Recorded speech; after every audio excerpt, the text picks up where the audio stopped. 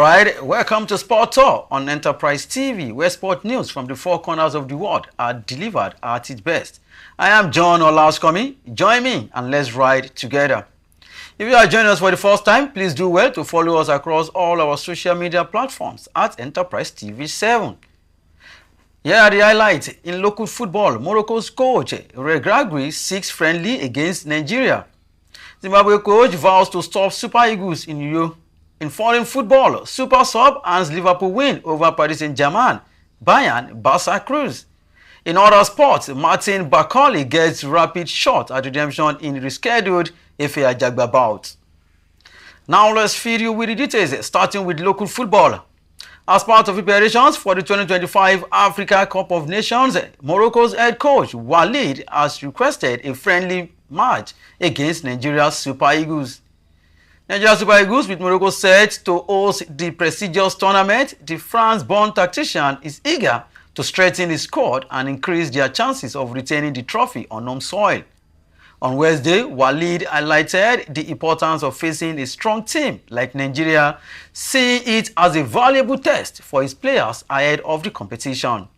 He has urged the Royal Moroccan Football Federation, led by Fauzi Legja, to arrange the high-profile friendly against the three-time African champions.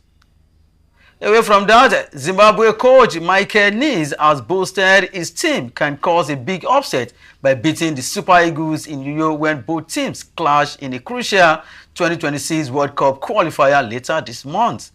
Bottom team in Group C, Zimbabwe will be guest of Nigeria on March 25th in Rio in continuation of the 2026 World Cup qualifying series. Each side, and I quote, "Like us, Nigeria have their back against the wall. They are like wounded lions who want to turn the page after a poor start to the qualifiers," Nish said. "It will be an exciting game and Nigeria are beatable in Rio." Those are the words of Zimbabwe coach. Both teams played out a 1-1 draw in Rwanda when they clashed in the reverse tie in November 2023.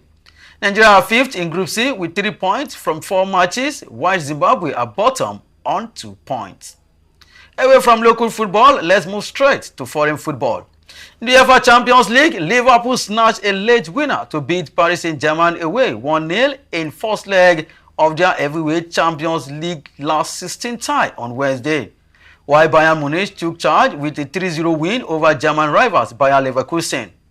French league leaders PSG dominated at the Parc des Princes but couldn't make their superiority count, and Harvey Elliott struck 3 minutes from time after replacing Mohamed Salah with Liverpool's only shot on target.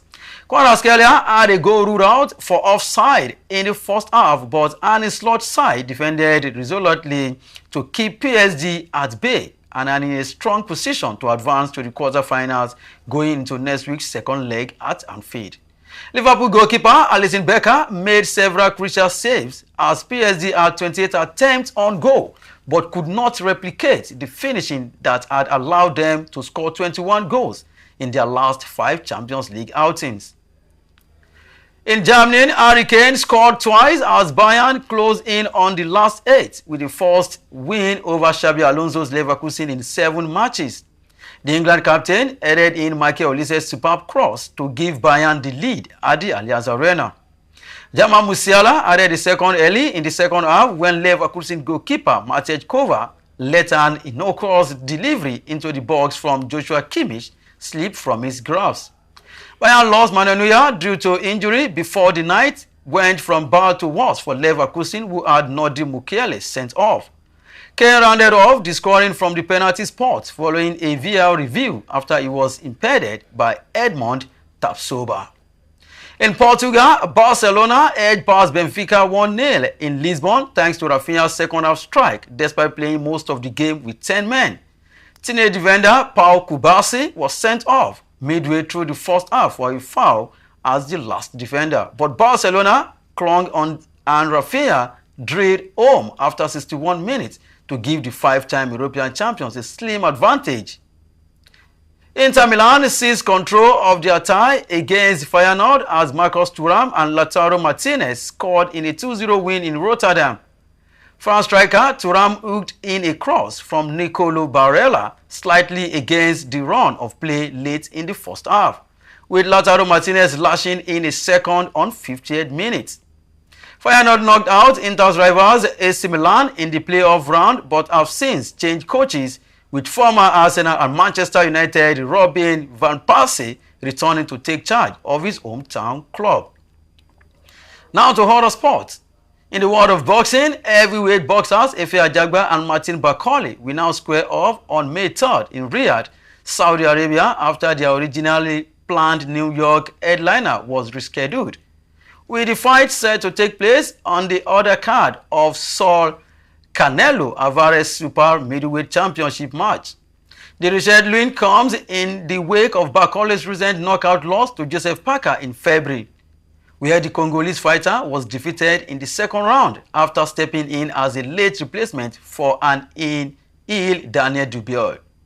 Despite the setback, Bakole has quickly accepted the opportunity to face Nigeria's Ajagba, maintaining his position as a top 5 heavyweight in multiple rankings. Bakole, who stands at 21-2 with 16 knockouts, will be looking to bounce back from his recent defeat, while Ajagba brings a record of 20-1 with 14 knockouts to the rings. Bakole had previously impressed the boxing world with a 5th round demolition of previously unbeaten American prospect Jared Anderson last August, while Ajagba has won his last 5 fights since his lone professional defeat. The May 3rd fight represents a crucial opportunity for both fighters to make a statement in the competitive heavyweight division. That is how much I can take on Sport Talk on Enterprise TV. Endeavor to subscribe and click the notification bell to get notified of all alerts. Follow us across all our social media platforms at Enterprise TV 7. Like and engage on all content. Do well to visit our website at www.enterprisetvnews.com for all the news you need and live updates. Thanks for watching.